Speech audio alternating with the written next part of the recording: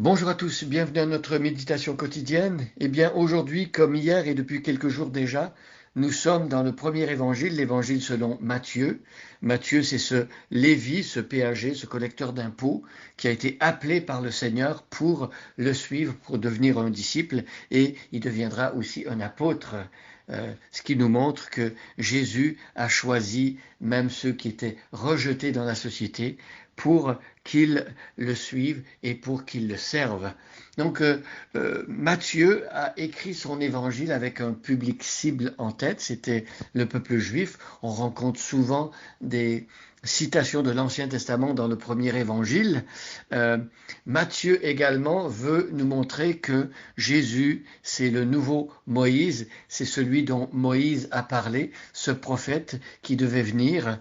Et donc dans son évangile, il va diviser son évangile qui va être composé de 5 grandes parties comme les 5 premiers livres de Moïse. Et Jésus donc est présenté comme un roi. Depuis quelques jours, nous sommes dans les béatitudes. Aujourd'hui, nous allons regarder cette quatrième béatitude. Je vais lire à partir du verset 1 et nous allons voir cette quatrième béatitude. Jésus, voyant ces foules, monta sur une colline, il s'assit, ses disciples se rassemblèrent autour de lui et il se mit à les enseigner et il leur dit: Heureux ceux qui se reconnaissent spirituellement pauvres, car le royaume des cieux leur appartient. Heureux ceux qui pleurent, car Dieu les consolera. Heureux ceux qui sont doux, car Dieu leur donnera la terre en héritage. Et aujourd'hui, la quatrième béatitude: heureux ceux qui ont faim et soif de justice, car ils seront rassasiés. Alors ici, le Seigneur Jésus nous répète ce mot qui commence chacune des béatitudes, heureux. On nous parle ici de la personne qui est bénie par Dieu.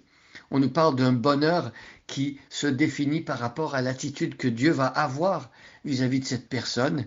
Donc le bonheur humain part de l'homme et de l'être humain, de son propre cœur, de ses propres dispositions. Mais ici, on voit que le bonheur que Jésus présente, il est forcément lié à Dieu, à l'attitude que Dieu a envers cette personne. Donc heureux ceux qui ont faim et soif de justice. Et donc c'est vrai que nous vivons dans un monde où il y a beaucoup d'injustice.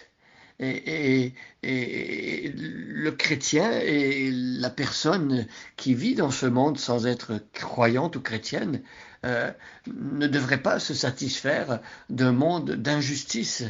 Euh, le Seigneur comprend que dans ce monde, il y a raison de se sentir mal quand toutes sortes d'injustices infligent la vie des personnes autour de nous et nous-mêmes pouvons être des personnes qui sommes victimes de l'injustice.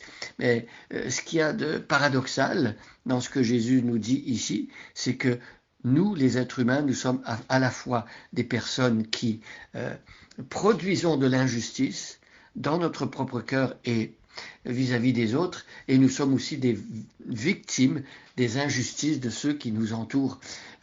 C'est un monde où l'injustice règne, et dans l'Apocalypse, ce qui nous est présenté, c'est les nouveaux cieux et la nouvelle terre, dont l'apôtre Pierre parle dans sa lettre.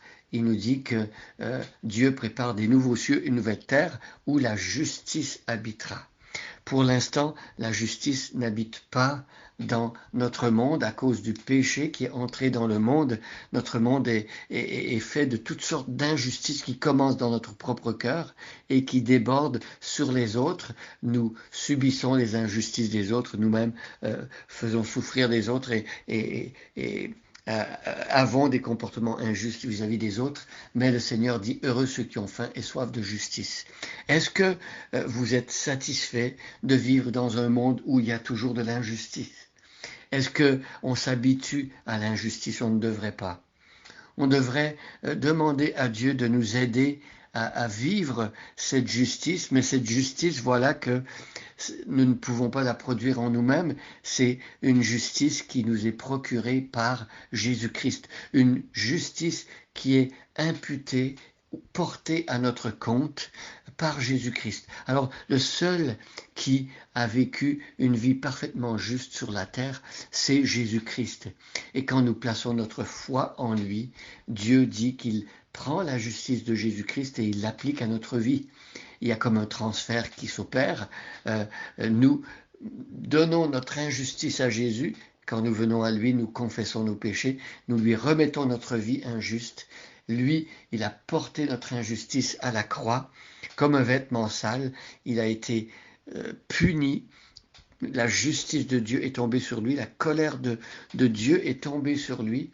Et nous, quand nous plaçons notre foi en Jésus-Christ, eh bien, c'est sa justice à lui qui nous revêt. Dieu nous fait porter un vêtement blanc et donc nous avons cette justice. Mais ici, il est question de justice, pas simplement de position ou pas simplement une justice théorique. Il s'agit de personnes qui ont faim et soif de vivre une vie juste sur la terre à tous les jours. Et donc, c'est en recevant la justice de Jésus-Christ que nous pouvons commencer à apprendre à vivre une vie juste à tous les jours.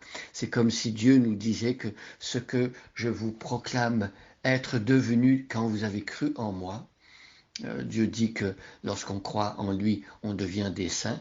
Eh bien, c'est comme si Dieu nous disait, devenez ce que moi je dis que vous êtes. Et donc, nous apprenons à vivre une vie de justice à tous les jours.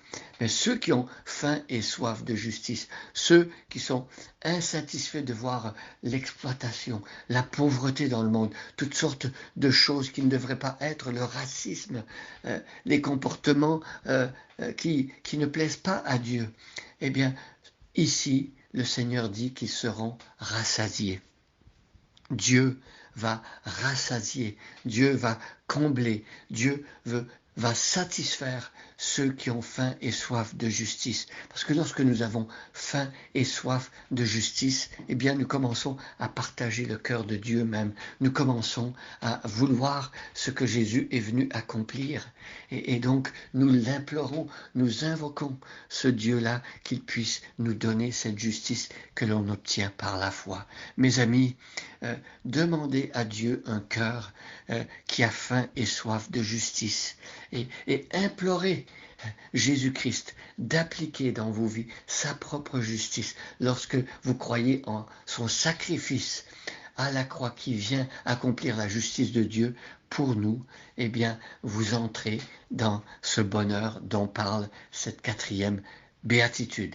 Je vais prier. Seigneur, merci de nous aider à ne pas être heureux et contents d'un monde où il n'y a que l'injustice. Merci Seigneur de produire en nous de l'insatisfaction quand nous voyons la propre injustice de notre cœur se manifester. Merci Seigneur de nous donner une faim et une soif de justice, la tienne. Et merci aussi de venir combler cette faim et soif de justice en envoyant Jésus. Oui Seigneur, rassasie-nous de Jésus-Christ qui est ta justice à toi.